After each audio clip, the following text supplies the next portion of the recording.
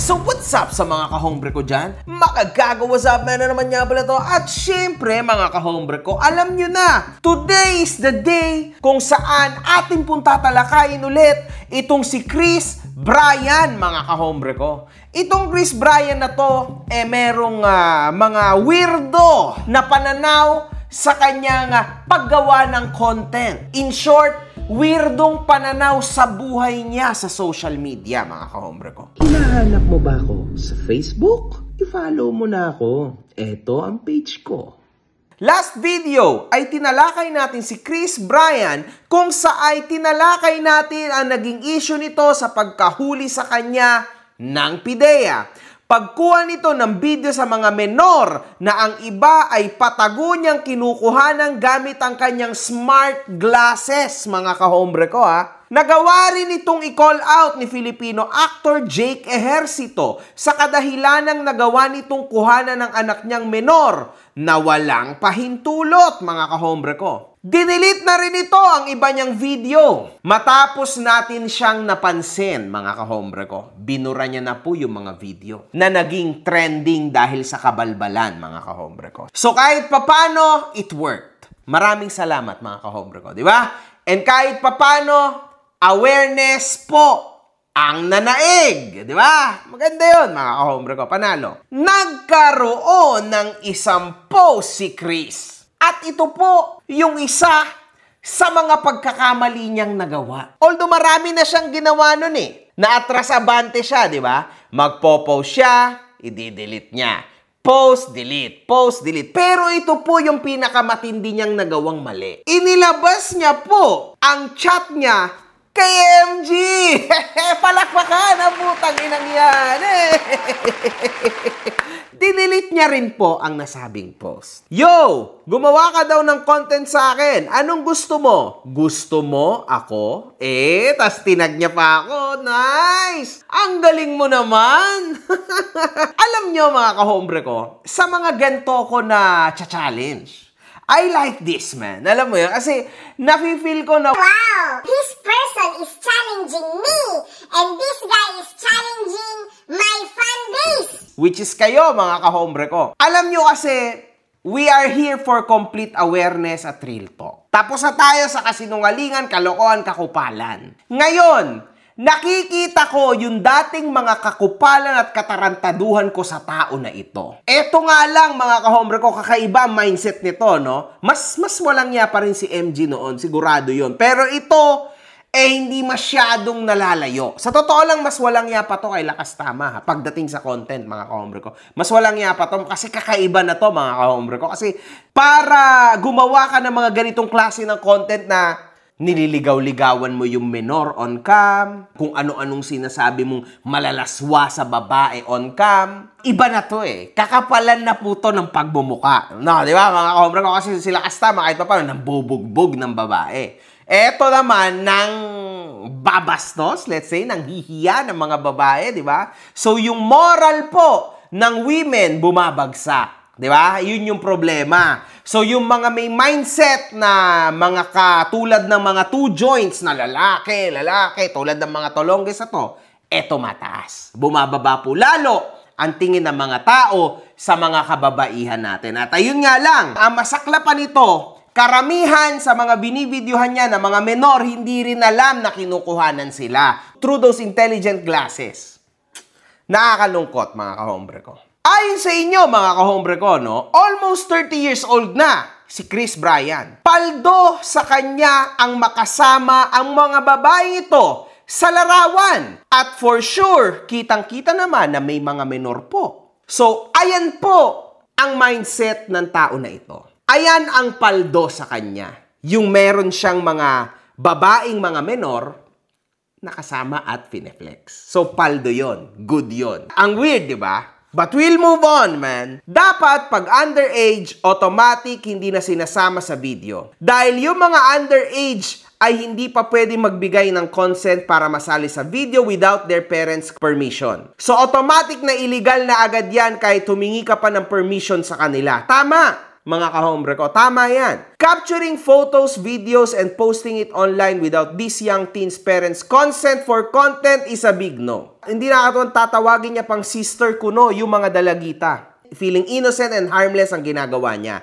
Nakakadiri. Tapos pag nag-report ka ng isang video niya, nagre-respond agad si Meta and hindi ina-acknowledge yung report mo. Wala silang action. Seems like nothing is wrong. Siya din ba yung lalaking gustong kasuhan ni Andy at Jake Ejercito nang dahil binidyoan niya si Ellie at nag-hi? Sana lang yung ibang parents din ng mga dalagang ito ay magreklamo para matapos na ang psychiatric disorder ng lalaki na yan. Pero anyway, mali din dito itong nag-comment, mga kahombre ko, kasi hindi po natin pwedeng i-judge, no, yung takbo ng utak ng tao kasi hindi naman tayo mga doktor, no? So, mali yung part na yun. Pero the rest, ewan ko. Pero kahit pa paano, comment mo yun. Pero yung itong last, may psychiatric disorder, maybe hayaan na lang natin sa doktor yan, mga kahombre ko. Kahit scripted yan or binabayaran, bawal pa rin po yan as long as underage yung biktima and wala pong approval ng magulang. Republic Act 11313 or the Safe Spaces Act, otherwise known as Bawal Bastos Law, provides protective measures and prescribes penalties to stop gender-based sexual harassment. So, ang dami palang pwedeng ikaso sa tao na ito, no? Hindi lang isa, kundi siguro mga 3 sa tansya ko, sa mga pinaggagawa niya. Ganito kasi yan, mga kahombre ko, no? Mabalik tayo ng konti. Gumawa ka daw ng content sa akin. Anong gusto mo? Gusto mo ako? Ito, ipapaliwanag ko sa iyo ng konti kung anong gusto ko sa iyo. Gusto ko ipaliwanag mo yung kawalang bayag mo, no? Na gumawa ka ng something, tas buburahin mo. At sino ang nagbigay ng permission sa'yo na pwede mong gawin yung mga ganyang bagay sa mga menor de edad? At sino ka, no, para gawing katatawanan yung mga bagay na seryoso? Tulad nito. Do you think this is a joke? 30 anyos ka na, ganito ka mag-isip? Do you even think kahit sa konti mong pag-iisip, na ito ay isang malaking biro, na bastusin ng mga menor, na ipakita pa sa buong mundo sa social media, na okay lang na ginagawa itong ganitong klase ng mga content? Hindi ba pangit to, Brother Chris? At sa mga nagsasabi pa, meron pa mga nagsasabi, Mag-ingat ka, MG! Mayaman yan!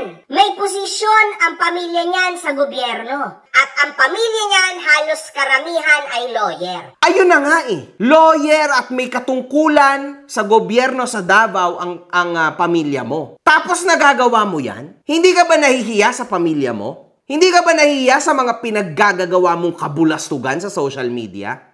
Kasi ako, mga kahombre ko, hindi naman ako matatakot dyan eh. At para sa mga tao na may ganyang klase ng mindset, edi, ang hina nyo pala.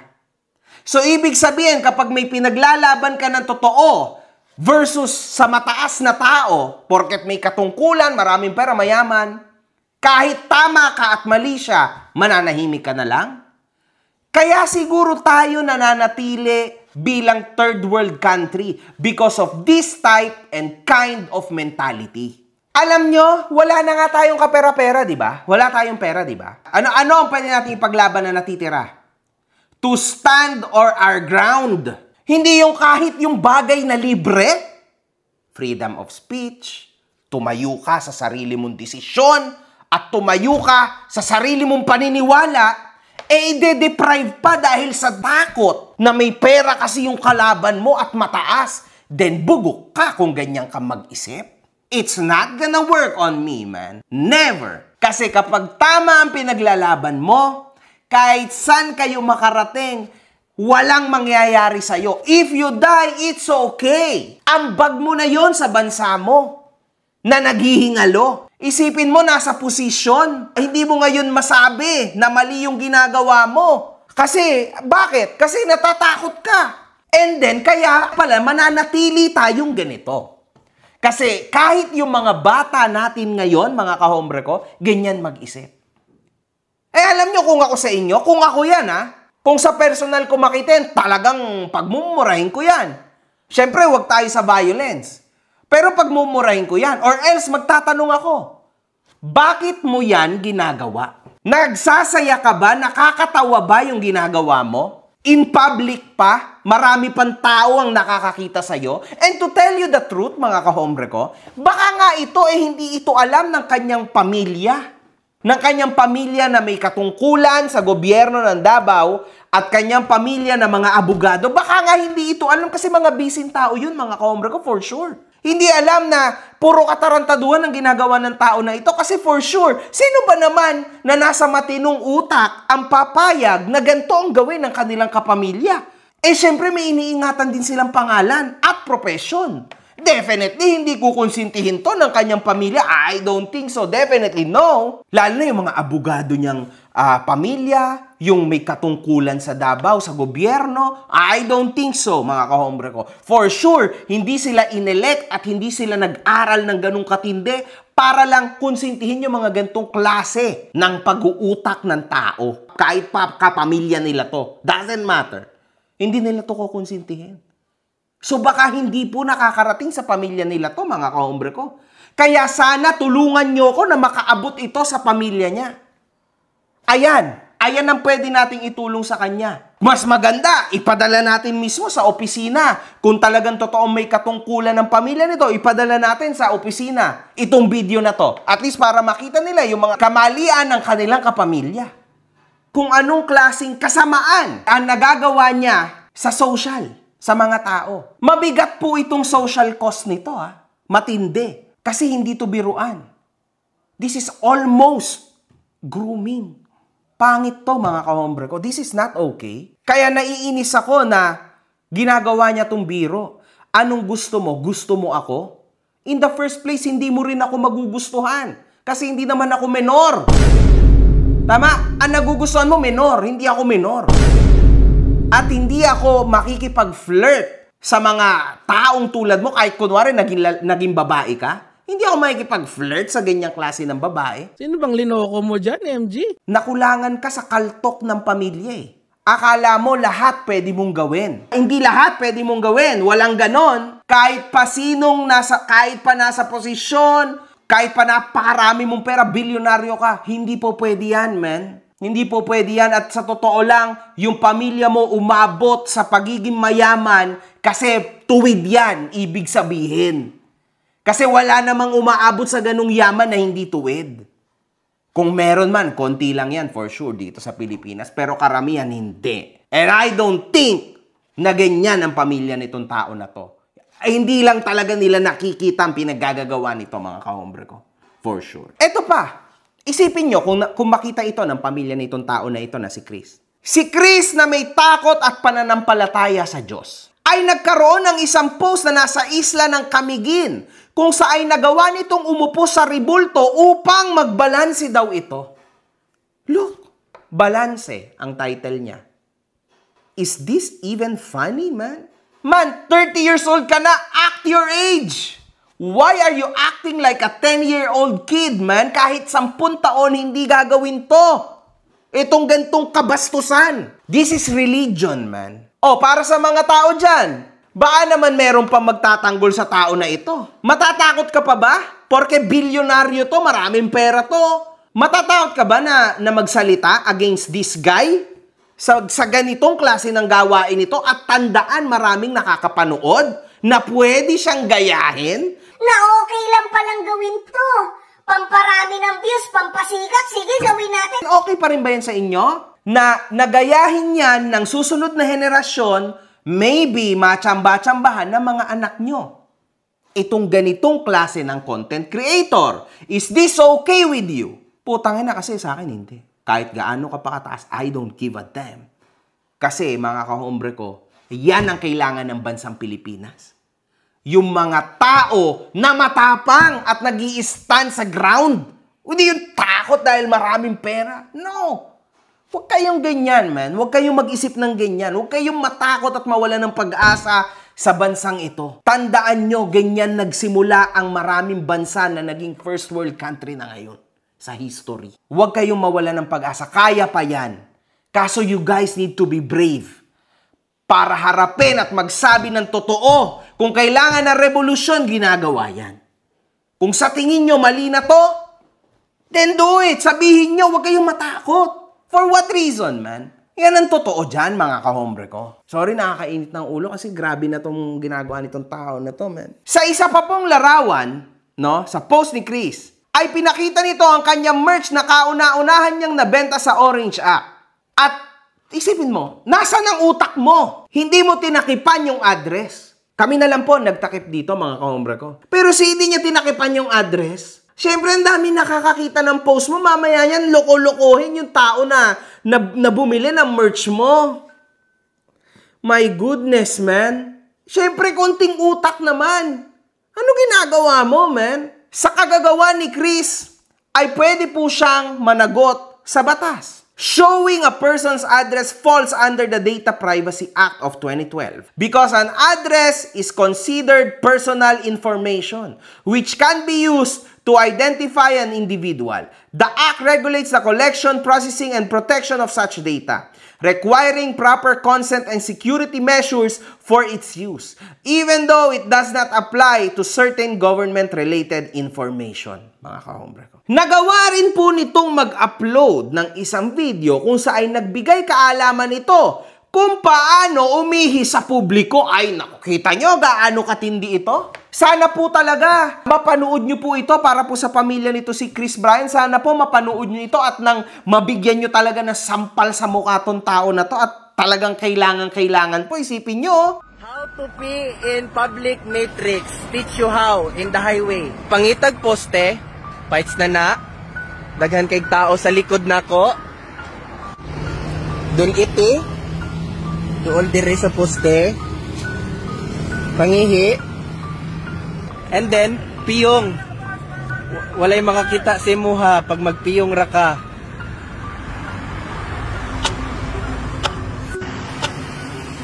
Kalimutan na natin yung nagawang kasalanan ni Kiboloy, siya ay wanted, nakulong, wala na yun eh. Pero yung ihian mo in public, yung image ng isang tao, I don't know, man. Kahit pa sino yung inihian mo, mali yun. Sign of disrespect yun. Inihian, hindi lang dinuraan. Inihian, mga kahombre ko.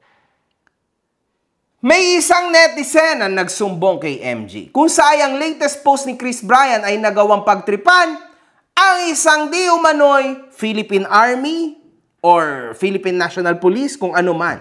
Ayon sa anggulo ng video, patago niya na naman itong kinuhanan gamit ang kanyang smart glasses. Ay, call ka ng kabalo, baka na bawal magtambay do kay dire kay traffic manggod sa balaod manggod na dire sa Davao City. Na kay ginaulat. Di ka pwede mo tuyok. Tuyok na lang kay matraffic manggod ang matrix ba? Mabantayan. Oh, tuyok na lang kay basig matikitan ka. Isa manggod ko sa mga on sa dire. Kay balaod dire. Taud-taud pa to siya. Oh, tuyok na lang siguro balik ko. Kay basig matikitan ka para nansa ba, dili ka matikitan, sayang po. Wala ka po sa Philippine Army ko. Mao ba? Ako sa Matrix ra ko. Okay. Sige, okay. Okay guys, gipapasin na nako siya kay para hapsay ang Matrix, balance, bless and love. Dinilit niya na rin ito, ngunit nakalimutan niyang i-delete ito sa iba niyang platform, so nakuha natin to. Ayon sa ibang mga tao, isang mabigat na tao si Chris, galing sa pamilyang Tanyag. Mag-ingat ka sa titirahin mo, Boss MG, malakas pamilya niyan ni Chris Bryan sa Davao. May sariling lawsuit, ingat ka. Okay, so in short mga kahombre ko, untouchable ang peg nitong tao na ito. Chris Bryan, dito sa mundo ko, sa mundo ng mga kahombre ko, kay Makagago, what's up, man? Wala yung tinatawag na takot. Walang ganon, man. Kasi lalong-lalo na at tama at nasa katotohanan lang tayo. Hindi kita sinisiraan. Ito ay in good faith para baguhin mo at higpitan mo yung tornilyo mong loose. Sikat ka na eh. Pwede mo namang baguhin ang content mo ng maayos-ayos. Kahit prank lang, huwag mo naman totohanin. O kaya naman ipaalam mo man lang sa tao na kinukuhanan mo siya. Hindi yung patago mong kukuhanan through your smart glasses. Masama yun, boy. Sa tingin ko, hindi pa to napapanood ng pamilya mo. Pero I think itong video ko na to, makakarating to sa pamilya mo. And you'll learn your lesson. Kasi hindi ka talaga kukonsintihan. Walang sino man ang may kayang kumunsinte sa mga gantong bagay. Kasi factual basis to. It happened at siya mismo ang naghanap at gumawa. Hindi po ito tsamba-tsamba lang, gawa-gawa lang, ganun-ganun lang. This is real. So dahil po totoo ang lahat ng ito, siguradong mabibigyan ng leksyon ang tao na ito. Sa mga video kong ginagawa, Brother Chris, wala nang paninira. Ito ay isang malaking call out para sa awareness ng mga taong panoorin ka at awareness ng mga taong nasa paligid mo para malaman nila at makatok nila yung ulo mo for you to understand na mali ang ginagawa mo. Maybe sa sitwasyon na to, magagawa mo na ng tama at magagamit mo na sa tama ang platform mo. At isa pa, mga kahombre ko, sa totoo lang, napakarami ko pong kilalang mga Dabawenyo. At ako'y gulat na gulat nang malaman ko na itong tao na ito taga Davao. Kasi mga kahombre ko, siya actually ang pinakauna kong Dabawenyong nakilala na ganyan. Nakakapagtaka na hanggang ngayon hindi ka isinusuka ng Davao. Kasi alam nyo mga kahombre ko, isa sa mga pinapangatawanan ko at isa sa mga pinaglalaban ko ngayon, yung San Pablo kasi yun yung nagre-representa sa akin. At yun yung nire-representa ko sa mundo ng YouTube ngayon. So nakakahiya naman kung ile-let down ko na naman ng paulit-ulit ang aking bayan. Imagine niyo mga kahombre ko, ngayon kumakalat sa mundo ng social media na merong isang taga Davao ang ganyan.